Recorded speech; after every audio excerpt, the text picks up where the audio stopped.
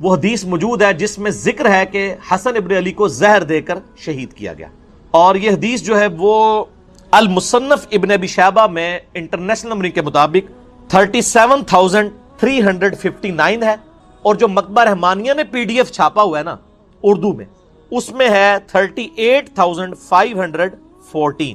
وہ انشاءاللہ JPG ہم اس کے اوپر ڈسپلے بھی کر دیں گے، آپ کو وہ حدیث نظر آ جائے گی۔ یہ حدیث المصنف ابن ابی شیبہ میں موجود ہے اور المستدرک للحاکم میں بھی ہے انٹرنیشنل نمبر کے مطابق 4816۔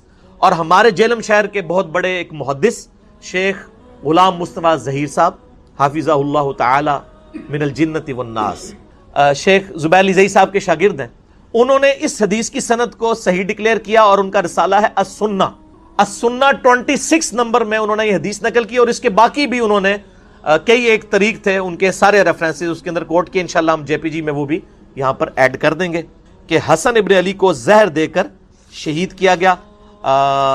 وہ حدیث آپ کو میں ورڈ بائی ورڈ المصنف ابن ابی شیبہ سے پڑھ کے سنا بھی دیتا ہوں تاکہ آپ کو یہ بات پتہ بھی چل جائے۔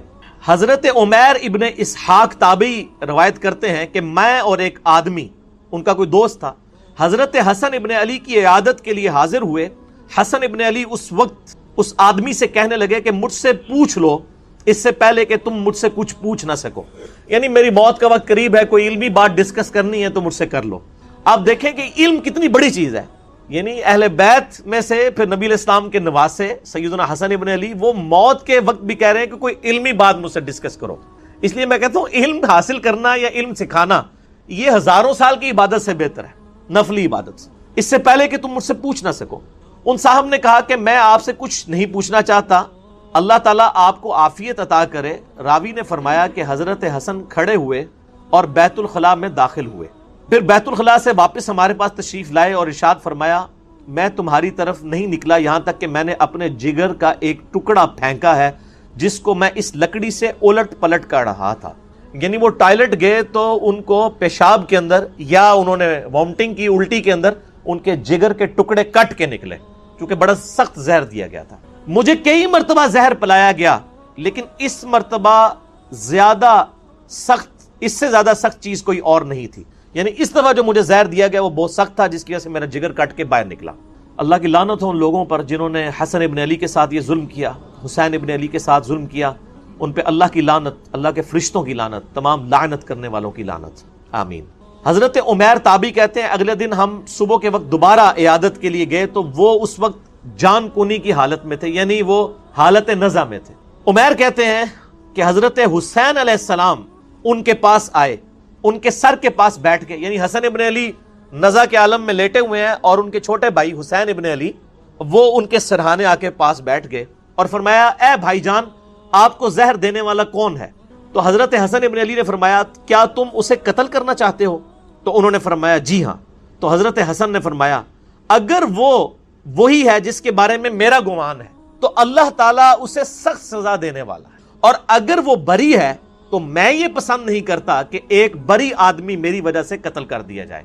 یعنی انہوں نے کہا مجھے اسیسمنٹ تو ہے کہ مجھے قتل کرنے کے لیے زہر کس نے دیا ہے، لیکن چونکہ حضرت حسن کو علم غیب تو کوئی نہیں تھا نا، یہ تو آپ کے بزرگ بابوں کے بارے میں دعوے ہیں نا، تو انہوں نے کہا اگر تو میری یہ اسیسمنٹ درست ہے تو تمہیں بدلہ لینے کی ضرورت نہیں، اللہ تعالیٰ انتقام لینے والا ہے، اور اگر میری اسیسمنٹ غلط نکلی اور تم نے بدلہ لیا تو ایک مظلوم آدمی کو تم قتل کر دو۔ آپ دیکھ لیں موت کے نزع کے عالم میں بھی انصاف کا دامن اہل بیت اپنے ہاتھوں سے نہیں جانے دیتے۔ تو یہ حدیث مصنف ابن ابی شیبہ میں بھی ہے، اردو میں بھی ترجمہ آ چکا ہے، PDF انشاءاللہ ہم اٹیچ کر دیں گے۔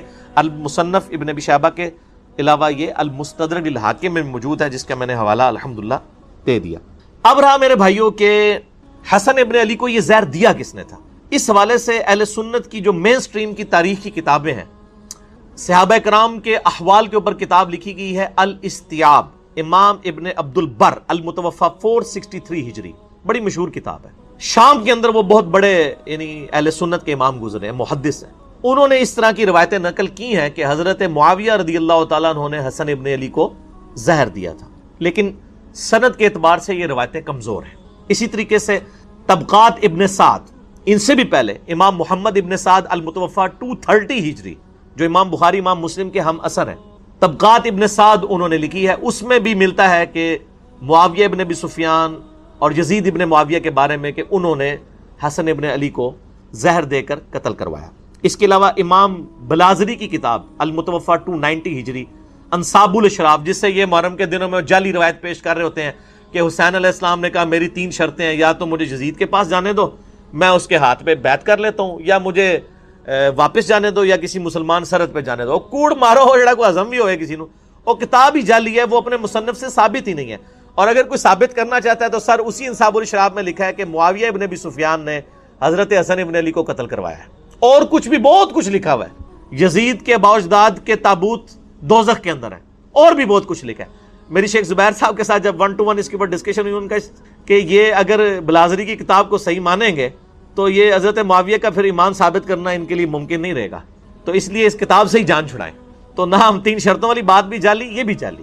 اس طریقے سے تاریخ دمشق ہے، امام ابن عساکر علی ابن حسین ابن عساکر المتوفا 571 ہجری، تاریخ دمشق ان کی مشہور ہے، اس میں بھی ملتا ہے کہ حضرت معاویہ نے زہر دیا۔ لیکن یہ سب کی سب روایتیں کمزور ہیں، تاریخی ہم ان کو پیش نہیں کرتے، کیونکہ روایتوں میں تو حضرت معاویہ کا نام بھی بولتا ہے، تو ان کے پاس پھر چارہ ہی ہے، وہ کہتے ہیں حاکم میں آیا، مصنف ابن ابی شیبہ میں آیا کہ وہ جائیداد تھی جو اس نے دیا، تو حضرت معاویہ کو بچانے کے لیے بیوی کا نام لیتے ہیں، تو بیوی کا تو منکر کوئی بھی نہیں ہے، وہ کہتے ہیں اسی سے دلوایا گیا تھا۔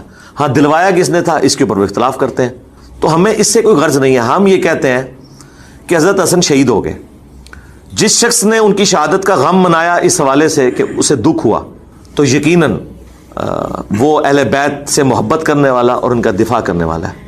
اور جو یہ کہے کہ حسن کی موت کو مصیبت سمجھتے ہو تم، اور جو انا للہ و انا الیہ راجعون نہ پڑھنے دے حسن کی شہادت کے اوپر، تو آپ لوگ خود فیصلہ کر لیں کہ وہ شخص ان کی وفات کے اوپر دکھی ہے یا خوش ہے۔ خالد بن معدان تابعی کہتے ہیں کہ مقدام بن مادی کرب صحابی ہے، بڑے مشہور صحابی ہیں یہ، انہی سے وہ ابو داؤد میں حدیث ہے کہ مجھے اللہ نے قرآن اور اس کی مثل یعنی سنت عطا فرمائی۔ مقدام بن مادی کرب عمر بن اسود اور قبیلہ بنو اسد کا ایک آدمی جو اہل قنسرین میں سے تھا، حضرت معاویہ ابن ابی سفیان رضی اللہ تعالیٰ عنہ کے پاس آئے جب وہ شام کے اندر یعنی بادشاہ تھے۔ معاویہ نے مقدام سے کہا کیا تمہیں معلوم ہے کہ حسن ابن علی وفات پا گئے ہیں؟ تو مقدام رضی اللہ تعالیٰ عنہ نے فوراً پڑھا انا للہ و انا الیہ راجعون۔ کسی مسلمان کی موت پہ کیا پڑھنا چاہیے؟ اب یہ پڑھنا ایک صحابی کا کیا یہ جرم تھا؟ جب انہوں نے یہ پڑھا تو ابو داؤد نے کیا لکھا؟ فقال لہ فلان، تو ایک آدمی نے، ایک مرد نے، فلاں شخص نے اس کے جواب میں کہا۔ اب یہ فلاں کون ہے؟ وہ حضرت معاویہ خود تھے، کیونکہ مسند احمد میں موجود ہے معاویہ نے مقدام سے کہا۔ ابو داؤد کی عادت ہے کہ وہ جب کسی صحابی کا غلط کام آ رہا ہو نا تو اس کو فلاں کر جاتے ہیں۔ ابو داؤد کے اندر کئی مثالیں میں نے اس پمفلٹ میں لکھی ہیں، جب فلاں شخص فلاں کو ملنے کوفے آیا تو علی پر لعنت کروائی۔ وہ سنن نسائی الکبریٰ کے اندر ہے کہ جب معاویہ ابن ابی سفیان مغیرہ ابن شعبہ کو ملنے کے لیے کوفہ آئے تو حضرت علی پہ لعنت کروائی، تو ابو داؤد نے فلاں فلاں کر دیا۔ میرا یوٹیوب پہ کلپ لاکھوں لوگ دیکھ چکے ہیں، سنی اور شیعہ کی کتابوں میں حق چھپانے کی مثالیں۔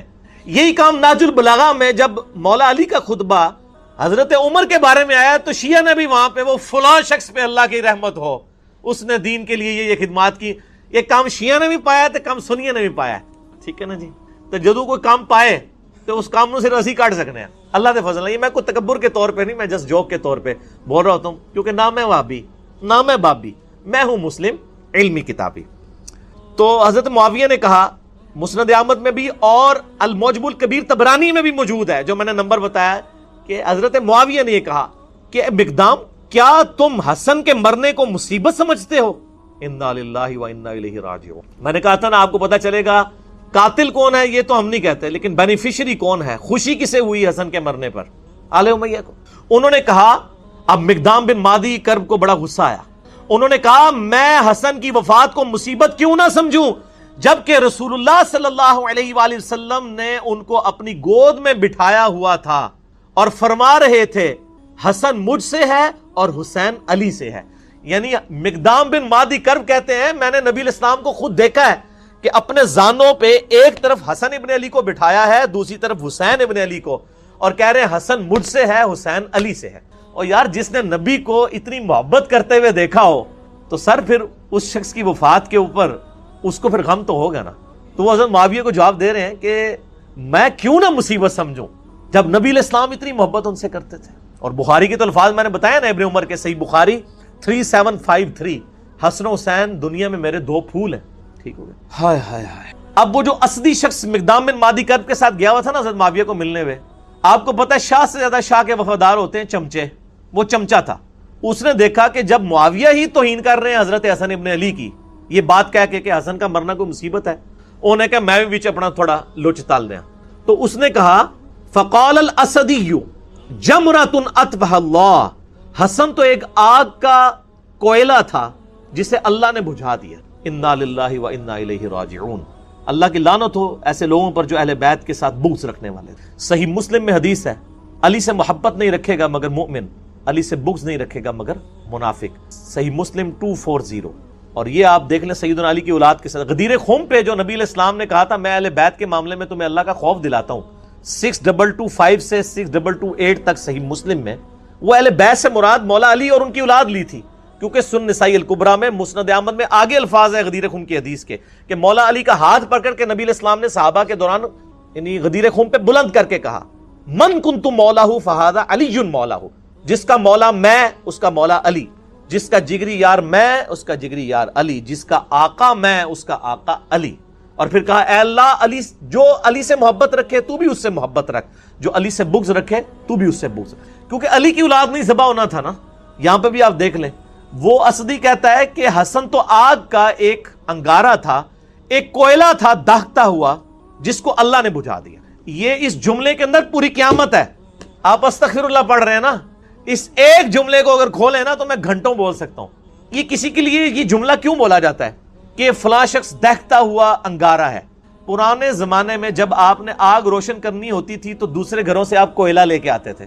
کوئلے کے اندر ہلکی سی آگ چل رہی ہوتی ہے, وہ آگ لا کے جب آپ لکڑیوں میں رکھتے ہیں تو لکڑیاں بھڑک اٹھتی ہیں. یہ لکڑیوں کو بھڑکانے والی چیز جو ہوتی ہے وہ ہوتا ہے دہتا ہوا کوئلہ. حسن کو اس نے دہتا ہوا کوئلہ کیوں کہا؟ چونکہ حضرت معاویہ نے صلح کی بھی تھی حسن ابن علی کے ساتھ کچھ شرائط کے اوپر. ان شرائط میں سے صرف ایک ہی شرط پوری کی تھی کہ جو مال غنیمت جو قرآن حکیم میں سورۃ الانفال میں آیا کہ اہل بیت کو 5واں حصہ ملے گا بیت المال میں سے, چونکہ ان پہ زکات نہیں لگتی, وہ دیتے تھے. باقی جو 4 شرائط تھیں, نمبر 1 حضرت معاویہ رضی اللہ تعالیٰ عنہ خلفائے راشدین کے طریقے کے مطابق حکومت چلائیں گے, کوئی نہیں پوری کی. نمبر 2 حضرت علی کے ساتھیوں نے جو ہتھیار ڈال دیے ہیں صلح حسن کے بعد وہ ان کے ساتھ ظلم و ستم نہیں ہوگا. آپ یہ میرا پمفلٹ پڑھیں, میں آج اس ڈیٹیل میں نہیں جانا چاہتا, وہ سب کچھ موجود ہے ان کے ساتھ کیا کچھ ہوا, بخاری مسلم سے میں نے ثابت کیا. نمبر 3 ممبروں کے اوپر جو سب و شتم کا سلسلہ جاری ہے حسن ابن علی کے والد علی ابن ابی طالب پہ, وہ ختم کروایا جائے. وہ چلتا رہا, صحیح مسلم میں ہے 6229 نمبر حدیث, مولا علی پہ لعنت کے الفاظ کے ساتھ لعنت کی جاتی تھی آل مروان کی طرف سے. اسی طریقے سے حضرت معاویہ اپنے بعد امت کو شورا پہ چھوڑیں گے, اپنے بیٹے کو نامزد نہیں کریں گے. لیکن وہ بھی آپ بخاری اٹھا کے 4827 نمبر حدیث 4827 دیکھ لیں, صحابہ نے مخالفت کی, انہوں نے زبردستی کیا. ٹھیک ہے, تو کوئی ایک شرط بھی نہیں مانی سوائے ایک مال غنیمت والا معاملہ. تو یہ سارے شرائط تھیں. اب یہ شرائط جب کوئی بندہ پورا نہ کر رہا ہو تو جس سے صلح ہوئی ہو اس سے ڈر تو لگا رہتا ہے نا کہ کہیں یہ بھی اپنا صبر کا پیمانہ اس کا لبریز ہو اور یہ دوبارہ سے خلافت کے لیے کوئی تحریک اٹھا دے. جو جب تحریک اٹھائے گا تو تحریک اٹھانے والا جو شخص ہے وہ ایک دہتا ہوا کولا ہوگا جس سے آگ بڑھ سکتی ہے, خلافت راشدہ دوبارہ سے چڑھ سکتی ہے. اب آپ کو اس جملے کی گہرائی پتہ چلی. حسن ایک دہتا ہوا کولا تھا جسے اللہ نے بجھا دیا. انہوں نے کہا شکر ہے ختم ہوا ہے, انہوں سے اپنی مرضی نہ لے کام ٹور کے رکھیں گے. سمجھ آئیے آپ کو؟ اب یہ جب گفتگو ہو رہی ہو کسی صحابی کے سامنے, یہ کسی وہابی کے آگے نہیں ہو رہی تھی, یہ صحابی کے آگے بات ہو رہی تھی, نہ کسی بابی کے آگے ہو رہی تھی. بابی بابوں کا دفاع کرتے ہیں, وہابی اپنے وہ بادشاہوں کا دفاع کرتے ہیں. یہ صحابی تھا مقدام بن مادی کرب. اس نے کہا کہ پہلے معاویہ نے یہ بات کی رضی اللہ تعالیٰ عنہ کہ حسن کا مرنا کوئی مصیبت ہے. اب اس کے چمچے نے آگے سے یہ بات کر دی کہ حسن تو ایک آگ کا انگارہ تھا, اسے بجھا دیا اللہ نے. ہائے ہائے ہائے ہائے.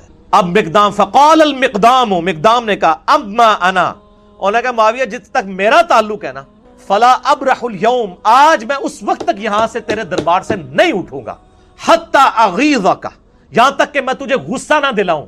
یعنی تو نے مجھے تکلیف دی ہے نا حضرت حسن ابن علی کے بارے میں کامنٹس کر کے نیگیٹو, میں تجھے ایسی باتیں کروں گا کہ تجھے غصہ دلاؤں.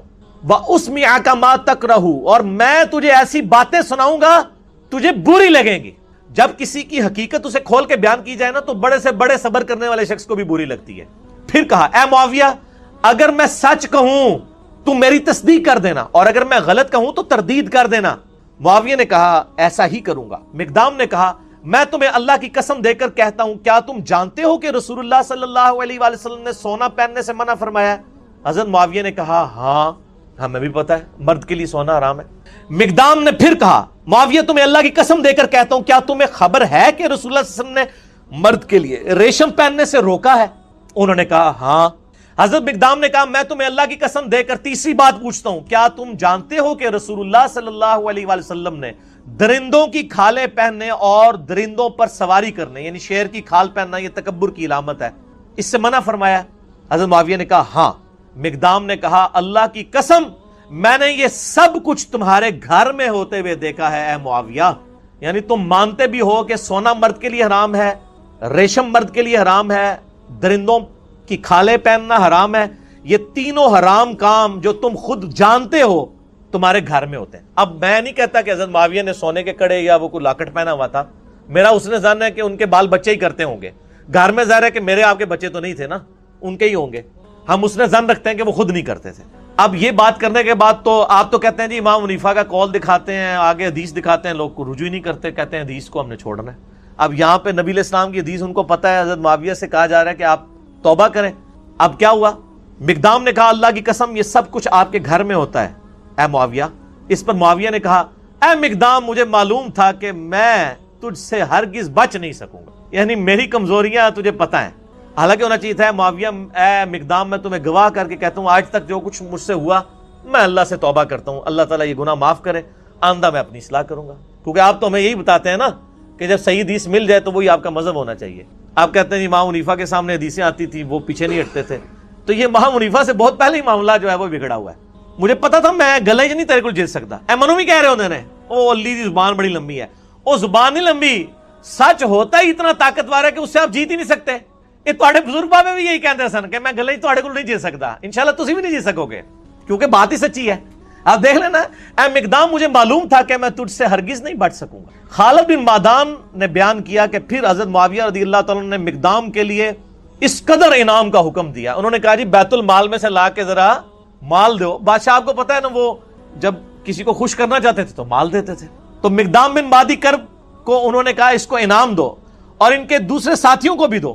چنانچہ حضرت مقدام کو جب مال دیا گیا تو انہوں نے اپنے ساتھیوں میں وہیں تقسیم کر دیا. حضرت معاویہ نے گفٹ دیا, انہوں نے تحفہ سنت کے مطابق قبول کر لیا, لیکن وہ آج کل مولویوں والی سنت نہیں سی کہ لے کے بوجھ پا لیندے. نبی علیہ السلام کو بھی جو گفٹ آتے تھے آپ قبول کرتے تھے, صحابہ میں ہی بانٹ دیتے تھے. تو مقدام بن مادی کرب کو جتنی رقم حضرت معاویہ نے اس وقت دی بیت المال میں سے, انہوں نے لے کے ادھر ہی غریبوں میں تقسیم کر دی. سچا بندہ جو ہے اس کو کسی کی پرواہ نہیں ہوتی ہے, وہ بینیفیشری نہیں ہوتا کسی کا, اس کی روٹی روزی دین کے ساتھ نہیں جڑی ہوتی. چنانچہ مقدام نے اپنے ساتھیوں میں سے تقسیم کر دیا, مگر اس اسدی نے جو کچھ وصول کیا وہ کسی کو کچھ نہ دیا. جنہیں کیا سی نا حسن آگ کا انگارہ ہے, اس کا کریکٹر بھی نقل کر دیا امام داؤد نے, اس نے کسی کو کوئی چیز نہیں دی. ٹھیک ہو گیا, وہ ظاہر ہو گیا ہی مال لینڈ سی. بعد میں جب حضرت معاویہ کو یہ خبر پہنچی کہ مقدام نے سب کچھ اللہ کی راہ میں خیرات کر دیا, تو حضرت معاویہ نے کہا مقدام کھلے ہاتھ کے سخی آدمی ہے اور اسدی اپنے مال کی خوب حفاظت کرنے والا ہے. یعنی حضرت معاویہ کو جب بتایا گیا نا کہ انہوں نے باہر نکلتے ہی آپ کے لوگوں میں ہی مال تقسیم کر دیا, تو حضرت معاویہ نے بھی تعریف کی حضرت مقدام بن مادی کرب کی. ان کو گستاخ صحابہ اور رافضی نہیں کہا مقدام کو, ان کا یار گل تو صحیح کی تھی انہیں. تو اسی بھی مان جاؤ میں گلا صحیح کرنا بھائی, ناراض نہ ہویا کرو. اچھا اس کی شرح جو ہے دارالاسلام نے لکھی ہے بھائی, میں نے نہیں لکھی. اور دارالاسلام میں بھی شیخ زبیر صاحب نے نہیں لکھی ہے. شیخ زبیر صاحب نے صرف حدیثوں پہ صحت کا حکم لگایا, جو شرح ہے وہ دوسرے علماء نے لکھی ہے. اور صلاح الدین یوسف صاحب نے بھی اس کے اوپر یعنی کہ تقریض لگائی ہوئی ہے. اس کی شرح میں لکھتے ہیں, اب دیکھیں دارالاسلام ورڈ بائی ورڈ آپ شرح سنیں. صحابہ کرام حق بات کہنے میں بڑے جری تھے. حضرت مقدام رضی اللہ تعالیٰ عنہ کو حضرت معاویہ رضی اللہ تعالیٰ عنہ کی عمارت سے کوئی خوف نہ آیا اور بے دھڑک حق بات کہہ دی. چلو جی شکر ہے, اے علی بھائی نے نہیں کہا گیا لکھو, دارالاسلام نے کئی سال پہلے یہ شرح کی ہوئی ہے. اس مکالمے کے شروع میں جو آیا کہ ایک آدمی نے کہا کہ حسن کے مرنے کو تم مصیبت سمجھتے ہو, اس کے قائل شاید حضرت معاویہ ہی ہوں جسے ادبن مبہم رکھا گیا ہے. اے دیکھو وہ شرح کرنے والا مان رہا ہے کہ یہ جو ہے نا, ایک بندے نے کہا کہ معاویہ کا مرنا کوئی مصیبت ہے, تو یہ معاویہ نے اصل میں کہا تھا, امام داؤد نے ادب کے طور پر فلاں لکھ دیا ہے. آگے بریکٹ میں لکھا ہے اون المعبود. اون المعبود اہل حدیث عالم کی وہ شرح ہے ابو داؤد کی جو پوری دنیا میں مدرسوں میں پڑھائی جاتی ہے، عربی میں لکھی ہوئی. یہ شاید نہیں سرکار دارالسلام والے ہو، یہ شاید کٹو، یہ یقیناً ہے، کیونکہ اس کا جو طریق المعجم الکبیر طبرانی میں ہے اور مسند احمد میں ہے، اس میں الفاظ ہیں کہ معاویہ رضی اللہ تعالیٰ عنہ نے کہا کہ حسن کے مرنے کو کیا تم مصیبت سمجھتے ہو. اس کے بعد پھر وہ لکھتے ہیں بنو امیہ اور اہل بیت کے خاندانوں میں سیاسی امور میں ان کے خاص رجحانات تھے. یہ تاریخ اسلام کا انتہائی پریشان کن دور تھا جو گزر گیا. وہ کہتے ہیں گزر گیا، مٹی پاؤ چھڑ دو. اب ہم تمام صحابہ کرام کے لیے دعا گو ہیں، تو سر پھر آپ ان کے لیے بھی دعا گو ہوں جو آج صحابہ کے اوپر لعنت کر رہے ہیں، کیونکہ یہ انہی کی اولاد ہے آل امیہ کی. ان کو پھر آپ کس منہ سے سمجھائیں گے؟ صرف ان کو میں سمجھا سکتا ہوں، انجینئر محمد علی مرزا، جو آل امیہ کے کاموں کو بھی غلط کہتا ہے اور آج رافضیوں کی لعنت کرنے کو بھی غلط کہتا ہے. آپ تو دو نمبر لوگ ہیں، آپ کے تو دورے معیار ہیں، آپ کسی کو سمجھا سکتے ہیں؟ وہ کہتا ہے چھوڑ دو. اب ہم تمام صحابہ کرام کے لیے، تمام صحابہ کرام نہیں یار، 3-4 بندوں کا مسئلہ ہے. صحابہ کرام اتنے زیادہ نہیں ہیں. حضرت معاویہ رضی اللہ تعالیٰ عنہ، مغیرہ ابن شعبہ رضی اللہ تعالیٰ عنہ، عمر ابن عاص رضی اللہ تعالیٰ عنہ، اور بسر بن ابی ارطا رضی اللہ تعالیٰ عنہم اجمعین. ہم ان کے لیے